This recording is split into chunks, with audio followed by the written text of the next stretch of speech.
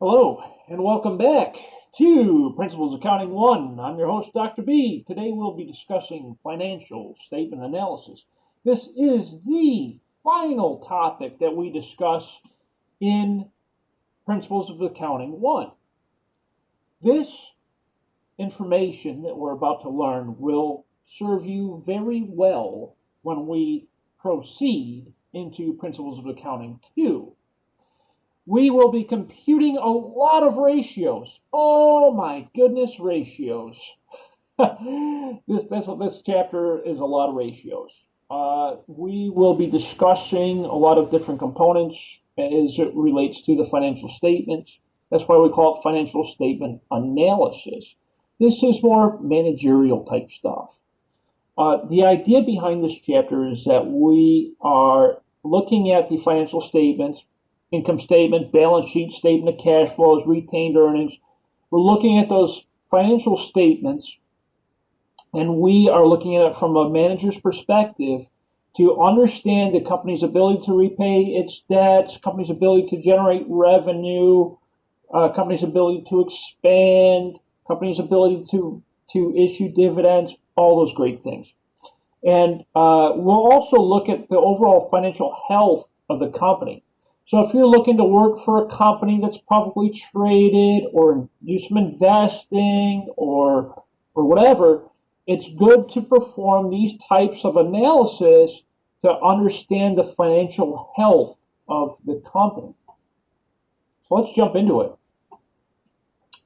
The reason why we analyze financial statements is to determine the company's liquidity, solvency, and profitability. Liquidity. What does it mean to be liquid? Company's ability to convert other assets into cash. That's being liquid. Solvency is the company's ability to pay all of its debts. And profitability, the company's ability to generate a profit. Pretty straightforward. But there's a lot of different ways of looking at it. We're going to talk all about that. Short-term creditors like banks are concerned with the company's ability to repay its short-term debt. Makes sense because we've got to make sure the bank needs to make sure that the company can repay its loan every month, right? So we look at liquidity. We're most interested in evaluating the company's ability to convert assets into cash. We call that liquidity. Solvency. Looking at it from a long-term perspective. Solvency, we're interested in the company's ability to make periodic interest payments, and to repay its face amount of debt at maturity. In other words, company's ability to pay its long-term debts. Solvency.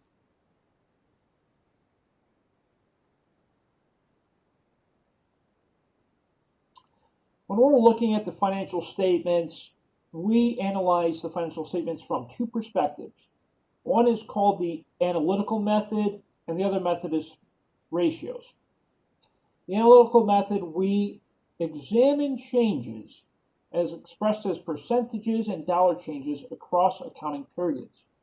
We do this through what we call a horizontal analysis and a vertical analysis. We're going to talk a lot about those.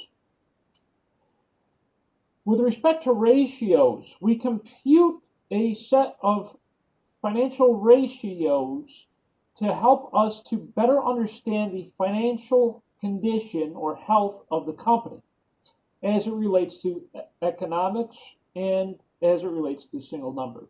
We're going to talk a lot about that as well.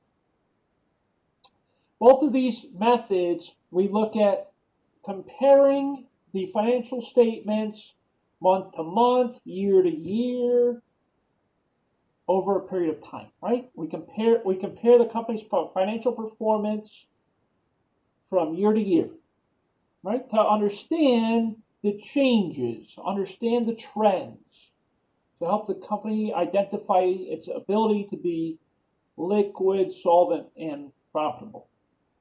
We also look at it from a comparison perspective among companies. When we talk about common-sized financial statements or vertical analysis, we look at that expressed as percentages where a company can compare itself to its competitors. An example would be Marriott compares itself to Hyatt. And the way that Marriott compares itself to Hyatt is by the vertical analysis and common-sized financial statement analysis. Everything's expressed as a percentage, and the two companies compare their performance to each other. And I'll show you what that looks like. Okay. Horizontal analysis, vertical analysis, common-sized financial statement analysis. These are the three methods that we as accountants utilize to evaluate the financial health of the company. We're looking, again, at solvency, profitability, and that first thing I said, whichever that was. All right, horizontal analysis. From a horizontal analysis, we look at the increase and decrease, increases and decreases in dollar amounts and percentages of comparative financial statement over time. That's called horizontal analysis. Think of it this way. Horizontal, horizon, left to right, horizon, left to right, horizontal, yeah, left to right. We are looking at each line item on the income statement, balance sheet, statement of cash flows across year to year. Okay? So, for example, sales 2020, and then right next to that on the right is 2019, then right next to that is 2018. I can look at the differences between 2020 and 2019 sales expressed as a dollar amount of an increase or decrease. You take the new year minus the old year. That gets you the change in dollar amount. We can also look at it as expressed as a percent change. To get a percent change, you take the new year minus the old year divided by the old year. That gets you the percent change. Don't worry, I'll show you what it looks like. We do this to better understand the percent change and dollar amount change. So here we go. This is a horizontal analysis. You see we have data. This is the balance sheet. You can do it for the balance sheet, income statement, statement of cash flows. Doesn't matter, it's the same process. You take this subset of data, in this case it's 2016 and 2015. For example, our current assets, 550,000 2016, 533,000 2015. That is a $17,000 increase over the 2 years, right? 550,000 minus 533 equals $17,000 change. How do we express that as a percentage? As a percentage, it's 3.2% increase. How did we get that 3.2%? We took 550,000 from 2016 minus 533,000 from 2015 divided by 533,000 from 2015. That is 3.2%. Okay, do the top part first. Do the subtraction first. Think like the brackets. Yeah, the brackets. 550 minus 533 first, and then divide by 533. That's how you get 3.2%. Make sense? Please say yes. Yes. All right, thank you. All right, cool. You do that for each line item on the balance sheet, on the income statement as well. So here's the income statement, same exact concept. the new year, minus the old year equals the change in the dollar amount. New year minus the old year divided by the old year equals a percent change. That's all you got to remember when it comes to horizontal analysis. New minus old equals dollar amount change. New minus old divided by old equals percent change. Very easy. Or no, here's an even easier way. Even easier way. Okay, here we go. First, you figure out dollar amount change. New minus old. In this example for sales, 1.498 million minus 1.2 million equals 298,000. Take your 298,000 divided by 1.2 million equals 24.8%. Look at that. It's an even shorter way to get there. Either way, you get to the same result. Just figured I'd point that out. And you do the same thing for retained earnings. Same concept. You got it. You got it. Beautiful. Any questions on horizontal analysis before we move on to vertical analysis?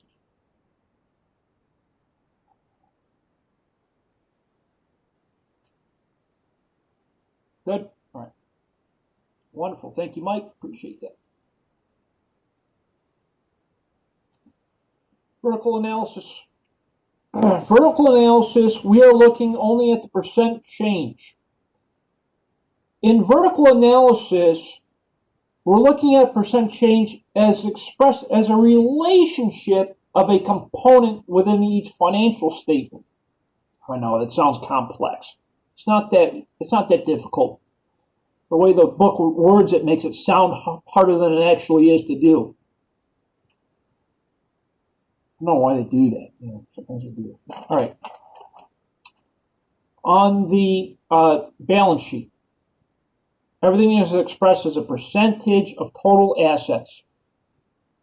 Balance sheet, everything is expressed as a percentage of total assets. When you get down to the liabilities, everything is expressed as a percentage of total liabilities plus equity. You can also do total assets. It doesn't matter. Because remember, total assets equals liabilities plus equity. It's the same amount. Right? I'll show you what that looks like. On the income statement, everything is expressed as a percentage of total sales. On the income statement, everything is expressed as a percentage of total sales. So here's how it looks on the balance sheet. I said that we express everything as a percentage, so don't worry about dollar changes. We're not worried about dollar changes here in vertical analysis. We're only worried about how it's expressed as a percentage. So we see that 100% is total assets and 100% is total liabilities plus equity. That makes sense because the accounting equation is assets equals liabilities plus equity. 100% equals 100%. Makes sense. So how do we figure out these percentages? We take that line item amount divided by total assets. So current assets is 550,000 divided by 1.139500 equals 48.3%. 95,000 divided by 1.139500 equals 8.3%. So forth and so on. But everything's expressed as a percentage of total assets. So line items divided by total assets. Line items divided by total assets. So forth and so on. Gets the percentage. Yay, easy. Liabilities, you could either do total assets or do by total liabilities and equity. It doesn't matter. It's the same amount. Right? So current liabilities, 210,000 divided by total liabilities and equity, 1.139500, gets you 18.4%. So forth and so on. You all see how that works? Yes? Maybe? Kind of, sort of? Question? It's pretty practical, yeah. Pretty practical. Thank you, Richard. Appreciate it. It makes sense, yeah. Okay, so look at it this way. The reason why we do this is we can see year to year, 2016, 2015. We do the same exact process every year, right? And if you look at it, expressed as a percentage from year to year, we see our current assets increase by X percentage, okay? We can see that our current liabilities decrease by X percentage. We can see that our preferred stock increased by X percentage. The point that I'm trying to make here is we can identify trends, we can identify changes as expressed as percentage year to year. As a manager, as an investor, this information is helpful because it helps me to understand the financial objectives of the company. And that, my friends, is is vertical analysis. Looking at it on the income statement, everything is expressed as a percentage of total sales. So sales, 100%. How do I find cost of goods sold? Take cost of goods sold divided by your sales equals 69.6%. Gross profit, take 455,000 divided by total sales, 1.498 equals 30.4%. So forth and so on. It's all expressed as a percentage of total sales for the income statement and a percentage of total assets on the balance sheet. Year to year, we do our comparison. If we look at 2016 versus 2015, we see our percentage of total cost of goods sold has increased by 1.3%. You can make these types of analysis, right? Sometimes there's a red flag. It's like, oh, something weird must have happened here. You know what I mean? It's like if the percent change is greater than 5%, I consider that a weird change. Something weird must have happened. An anomaly must have occurred. It tells me that there was some weird change that year. That's why it's helpful. That's another reason why it's helpful. Now I want to show you a really cool thing that companies, another way of analyzing through common size statements. This one's interesting because it helps us to benchmark ourselves against our industry performance through industry averages. It also helps the company to identify its performance against its competitors. Now here's the thing. When you look at financial statements between competitors, they don't all report the same way. Okay, the financial statements are the same. They both report income statement, balance sheet statement of cash flows, retained earnings, all that good stuff. They have to; it's a requirement. But the way that they report it is going to be different. For example, with Marriott reports their financial statements in millions. Choice Hotels, which is a competitor of Marriott, reports their financial statements in thousands. Okay? So when you go to do a horizontal analysis or vertical analysis, it's going to be different because they report differently. So the best way to identify how the competitors are doing against each other is through this thing called common size statement analysis. And so here's how it works. The same method, income statement, percentage of total sales. Balance sheet, percentage of total assets. Here are two different companies. They compete in the same industry. We can compare the two companies side by side through common-sized income statements. It doesn't matter the dollar amounts. It doesn't matter how they're reported in dollar amounts. What matters is that we can compare the two companies expressed through percentages. So we do the same thing we did before. Cost of goods sold divided by total sales. Gross profit divided by total sales. Selling expenses divided by total sales, so forth and so on. We do the same thing for both companies. And we can see how each company is performing based off of this style of analysis, expressed as percentages. It's kind of cool, right? It kind of gives us a really good idea of how the companies are performing against each other. And it really only works for publicly traded companies because we can't get data from private companies.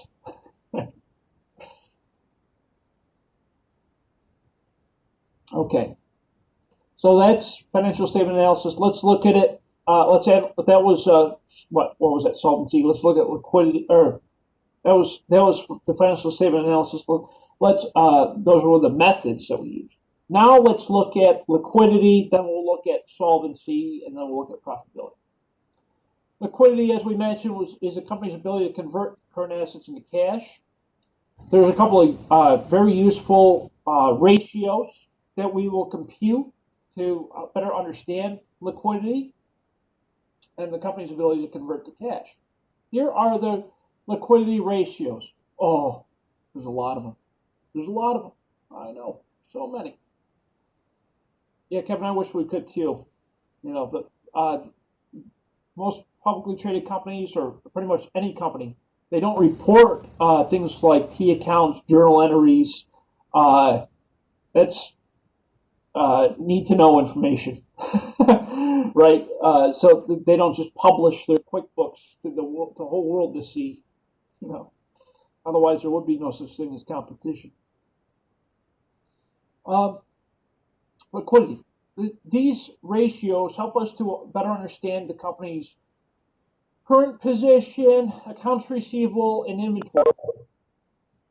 3 ratios for current position: working capital, current ratio, quick ratio. 2 ratios for accounts receivable.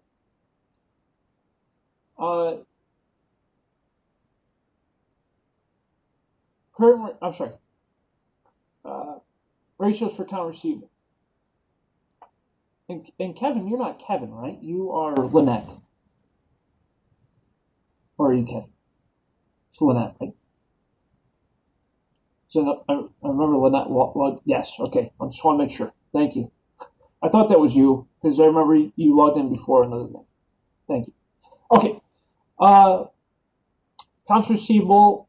We look at accounts receivable turnover, number of days of sales received. Inventory analysis. We look at inventory turnover, number of days of sales. Those are the ratios that we compute.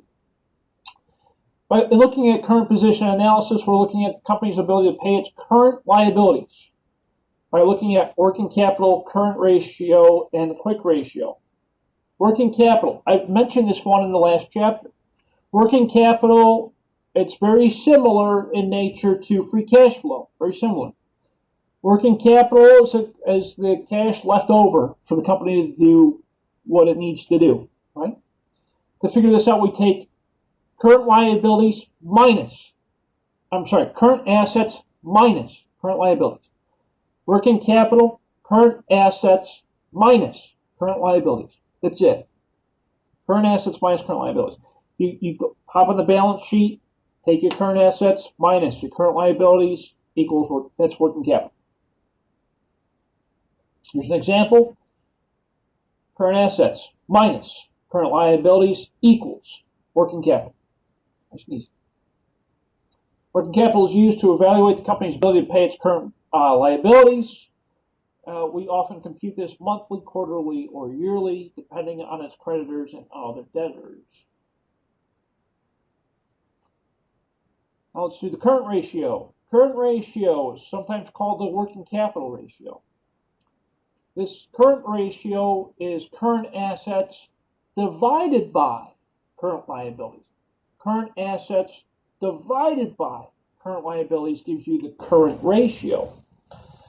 Current assets divided by current liabilities equals current ratio. And what does this tell us? It's an indicator of the company's ability to pay its current liabilities, expressed as a percentage. Nice and easy, right? The last of the current position ones is called the quick ratio, sometimes called instant. This company's ability to instantly pay its short-term liabilities.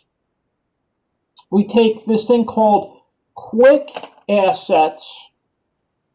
Oh, sorry. Darn thing gets locked in place. Quick assets divided by current liabilities. Quick assets are assets that can be quickly converted to cash. These would include things like temporary investments, cash, temporary investments, accounts receivables, but not inventory. We don't include inventory or prepaid assets here. Because inventory, we cannot quickly convert inventory into cash. It's not something that happens right away. It usually takes a couple of days to get the inventory sold. So we take cash, temporary investments, accounts receivable. Those are quick assets. So cash plus temporary investments plus accounts receivable divided by current liabilities. Remember, all balance sheet accounts. Cash plus temporary investments plus accounts receivable divided by current liabilities.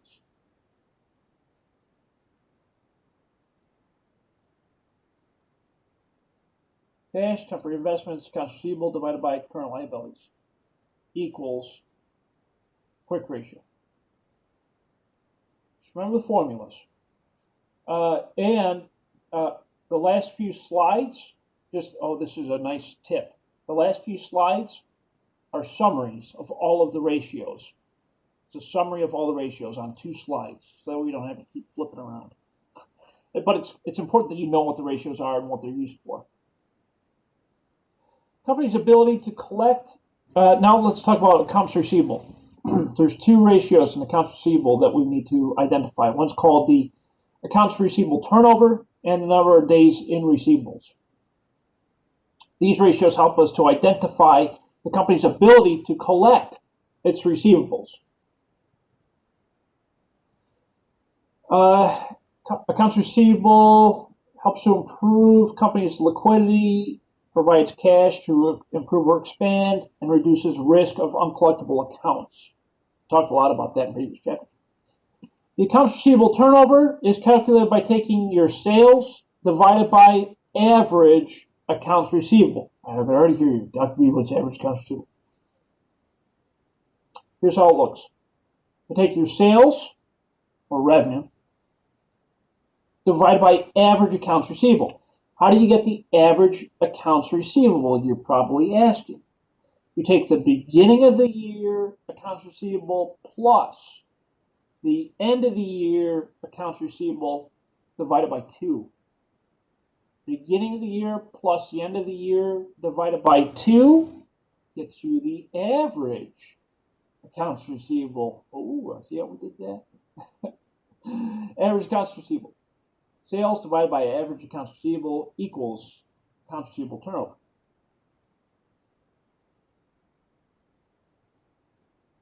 About days of sales and receivables. Days of sales receivables tells us the number of days that the accounts have been sitting in receivables. Average accounts receivable divided by average daily sales. Average accounts receivable, as you know, is beginning of the year receivables plus the end of the year receivables divided by 2. Divided by the average daily sales. Average daily sales, very simple. You take your total revenue, or your total sales, divided by 365. That gets you your average daily sales. Okay? Nice and easy. Average accounts receivable divided by average daily sales equals number of days in receivables. That one's, it takes a little bit longer, but it's easy to compute. Again, tells us number of days something's been outstanding in accounts receivable. Inventory analysis. Now let's look at inventory. There are 2 ratios for inventory. One's called the inventory turnover. That's how quickly I'm selling my inventory. The other one's called the number of days sales in inventory, how long it's been sitting on the shelves. This affects, of course, liquidity because as inventory is sitting on the shelves, it's tying up cash. The faster I sell, the faster I can get cash. Yeah. Of course, it affects things like rent and other things. Inventory turnover.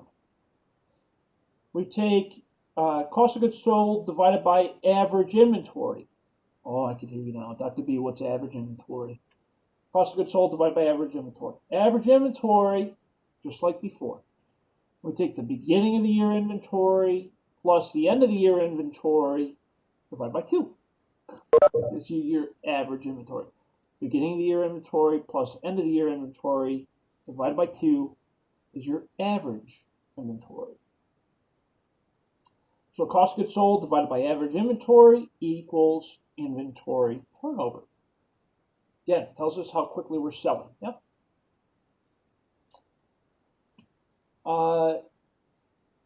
This one is also interesting. Number of days in inventory. How long it's been sitting on the shelf. That's how I like to call it. We take, to figure out how long it's been sitting on the shelf, we take the average inventory divided by average daily cost of goods sold. Average inventory, beginning of the year inventory plus the end of the year inventory divided by 2, that's your average inventory. Divided by average daily cost of goods sold. Average daily cost of goods sold, you take your cost of goods sold divided by 365. Makes sense. So average inventory divided by average daily cost of goods sold equals the number of days of sales in inventory. How long it's been sitting on the shelf. That's how I like to call it. Yeah. How long it's been sitting on the shelf. That's the way to sum it up. Okay. Now, we're getting into solvency. Solvency is a company's ability to pay its long-term debts.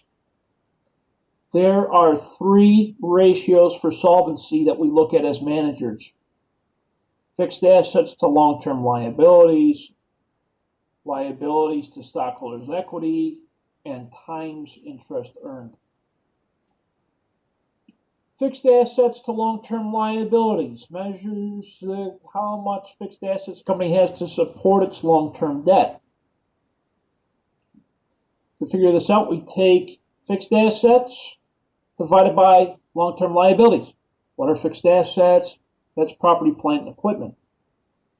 Divided by long-term liabilities.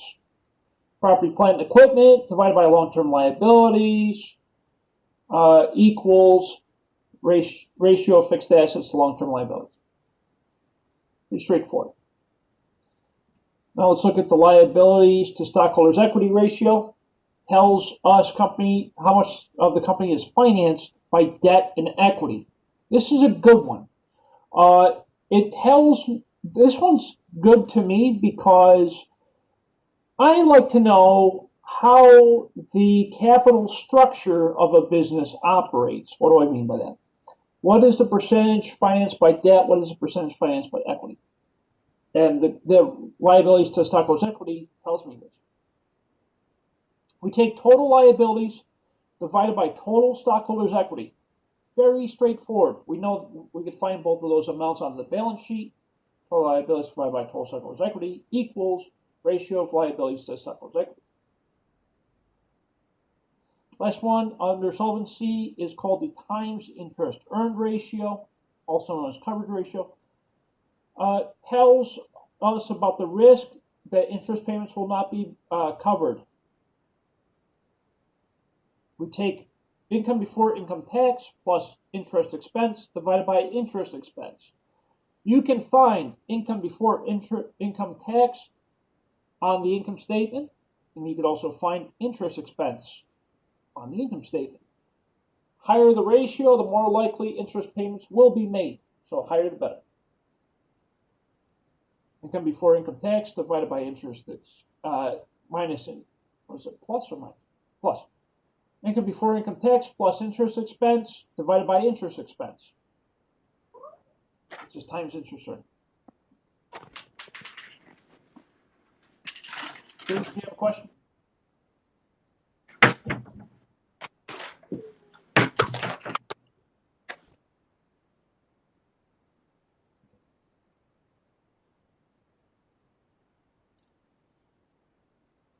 And last but not least, the profitability section, very important. The company's ability to generate a revenue is profitability. Yay! Of course it is. Come on. The ability depends on the relationship between the company's operating results and the assets. At the very beginning of our course together, I said that the company's ability to generate revenue is based off of the company's assets. Right? We use assets like the building, the property, and the equipment in order to generate revenue. The ability to generate revenue is the ability to be profitable. There are several ratios that we can compute for profitability. Asset turnover is one, return on total assets is another, return on stockholders' equity, return on common stockholders' equity, earnings per share on common stock, earnings per share price earnings ratio, dividends per share ratio, and dividend yield. Yeah, there's a lot of them, I know. Asset turnover, how efficiently the company is using its assets to generate a profit.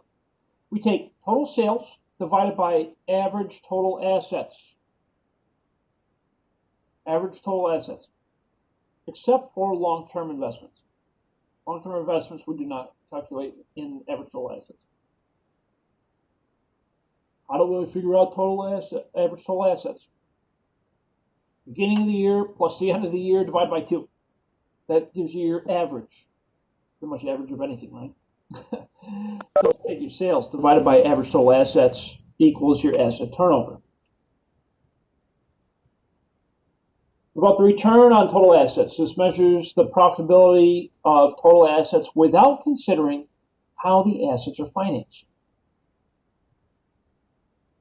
In other words, if we finance it by raising debt, it doesn't take that into consideration. It's just simply return on total assets. We take our net income plus our interest expense divided by average total assets. Net income plus interest expense, both of those found on the income statement, divided by average total assets found on the balance sheet, gets you your return on total assets. Return on operating assets. Operating assets is different than total assets. Operating assets are assets used to generate an income. So, to figure this out, we take our operating income, found on the income statement, divided by average operating assets. You don't need to learn too much about it. It's good to know. Return on stockholders' equity. This is measures the rate of income earned on the amount invested with the stockholder.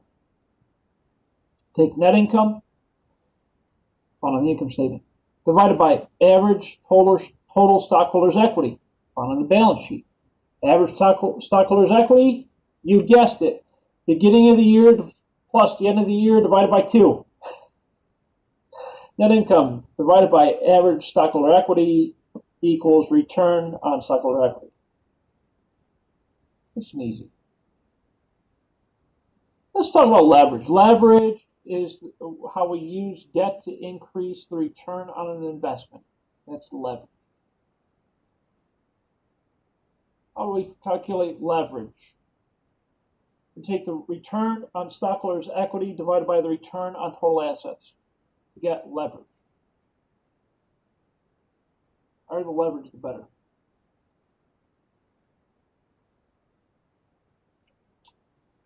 Return on common stockholder equity measures the rate of profits earned at the amount invested by the stockholder. Net income minus preferred dividends divided by average common stockholders' equity. How do you get average common stockholders' equity? You guessed it. Beginning of the year plus the end of the year divided by 2. Isn't that cool? Net income minus preferred dividends divided by average common stockholder equity equals return on common stockholder equity. These ones are not as commonly computed.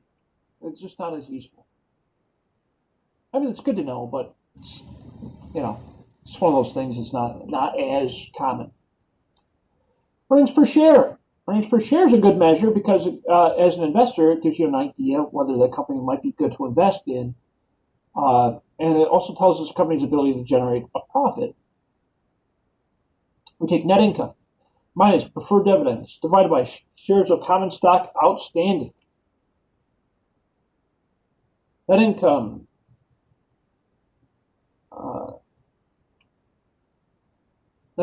minus preferred dividends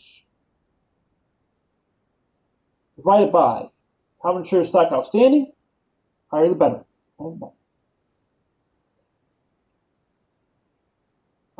Yeah, we're not going to jump too far into that. Earnings per share. I'm sorry, we just talked about that. Price to earnings ratio, another common measure. What this does is it tells us the company's ability to pay on future earnings, future dividends. It's nice to know, right? Will the company pay me in the future?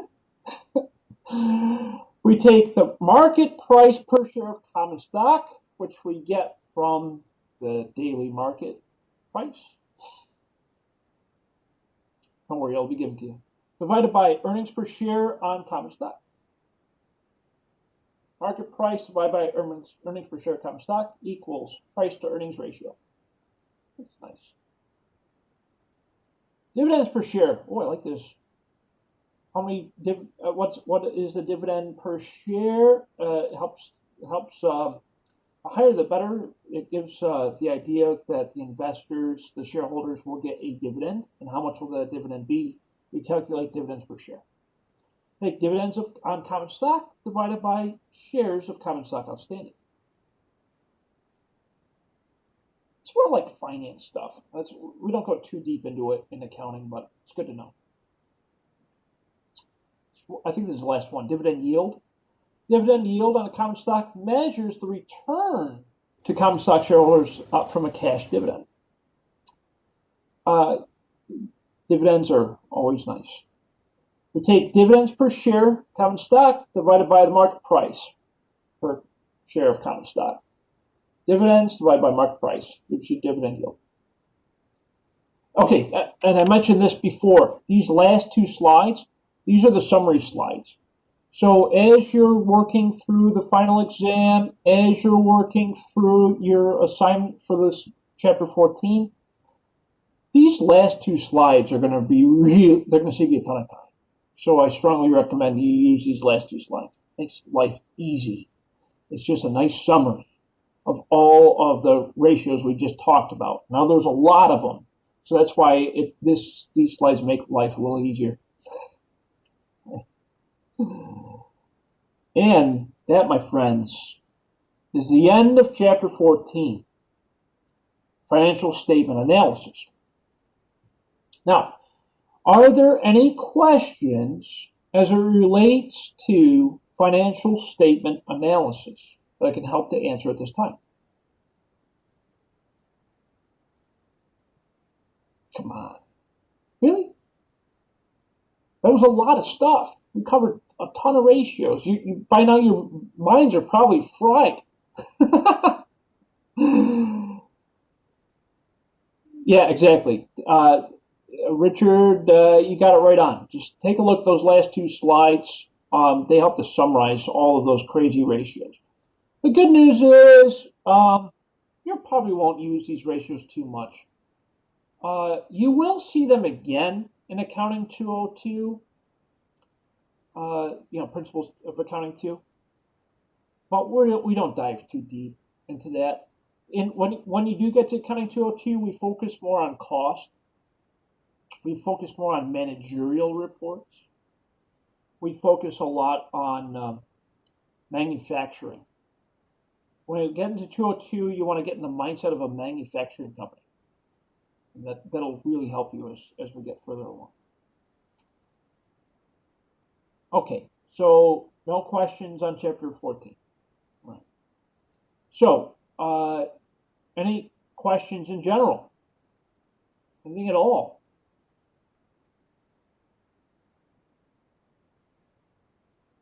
Shall we recap on what we have to do? Let's do that. Okay, so here's what's going on in the classroom.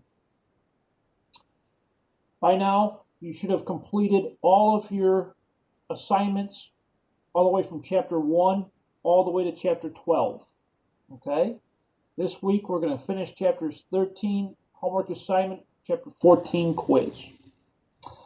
Remember, if you are not satisfied with a grade on a homework assignment, you can try it up to unlimited times. So try to get that 5. Get that 5, get that 5, get that 5. On the homework, okay? On quizzes, you have up to 2 attempts. 2 attempts on quizzes. Not satisfied with one of your grades, you only tried it once, try it again. Okay? All of your assignments, all quizzes, all homework, all discussions, anything remaining must be submitted by Sunday night. This Sunday night, all of your remaining work is due. There are 0 exceptions to that rule. I cannot go beyond Sunday night for any past due work. Here's why. Next week is your final exam. The final exam covers chapters, 9 through 14. It's the whole second part of the course. It is 20 questions, true, false, multiple choice, matching. It is worth 20% of your total grade. There is no timer. You can start it now. It's open and available. Click save. Don't click submit. When you click submit, it submits it. Okay, so click save and then close it. Save your answers. You can start it now. It's open, ready to go. Anytime. Go ahead. Go ahead. Anytime, are you there? Anytime? Yeah, oh, you can hear me? I can hear you now. Go ahead. Okay, good. I didn't want to cut you off, but I just wanted to ask if I was able to leave because I have class at 1. I'm sorry? I wanted to ask if I was able to leave. Oh, of course, yeah. I'm sorry. I didn't mean to hold you up. Oh, it's Uh, okay.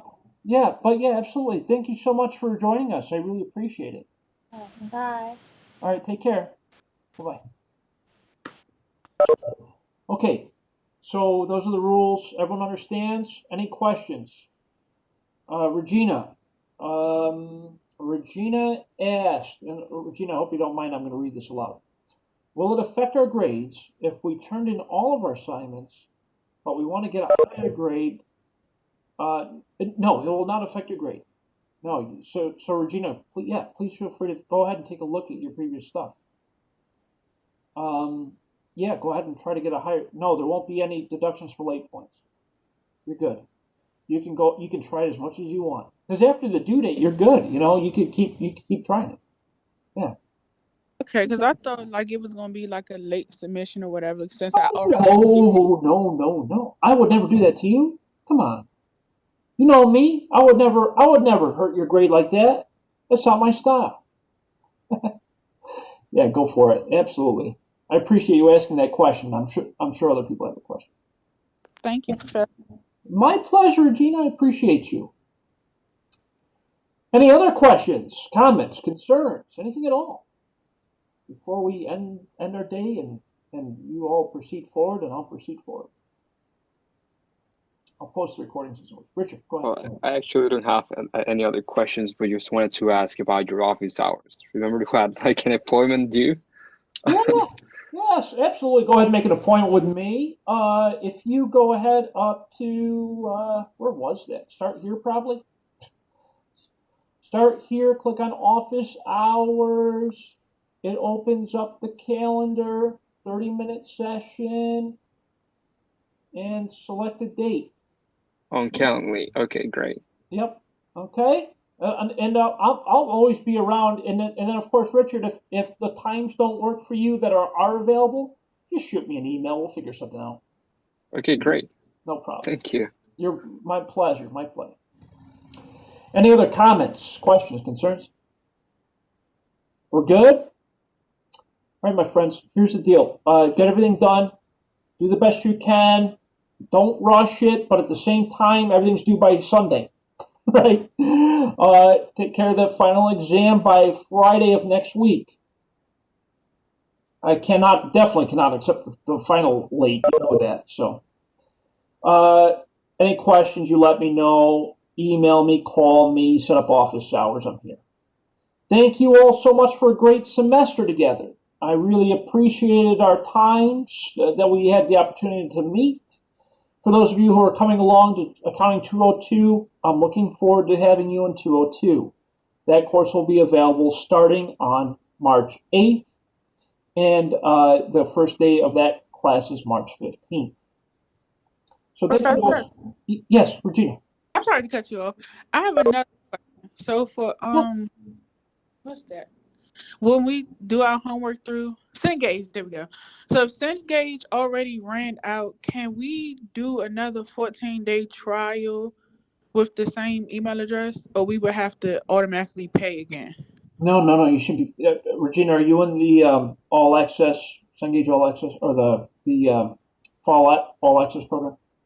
No, No. So I was in Cengage from my last semester with a different teacher in class. So because I already had that, it told me mine's expired on February 4th. But I was in the middle of doing your last homework assignment and I was working on it. I don't know if Cengage saved it where I stopped off at. I hope so. Regina, do me this favor. Send me an email right away. I will reach out to Cengage and they'll get you set back up. Okay. Okay. All right. Please do that right away, Okay. so that way we get it fixed today. Okay. Thank you. Thank you. Appreciate you. Any other comments, questions, concerns before we end the recording and call it a semester, at least for this course anyway? We're good? Okay. Thank you all so very much for your time. I really appreciated working with all of you throughout this past 8 weeks. If you need anything, you just let me know. I'm around. Thank you all so much. Take care. Enjoy Thank the you. rest of Take your care. day. Stay safe. Yeah. Wash your hands. Do the right things. Thank you all so much. Thank you, Professor. My pleasure. Take care.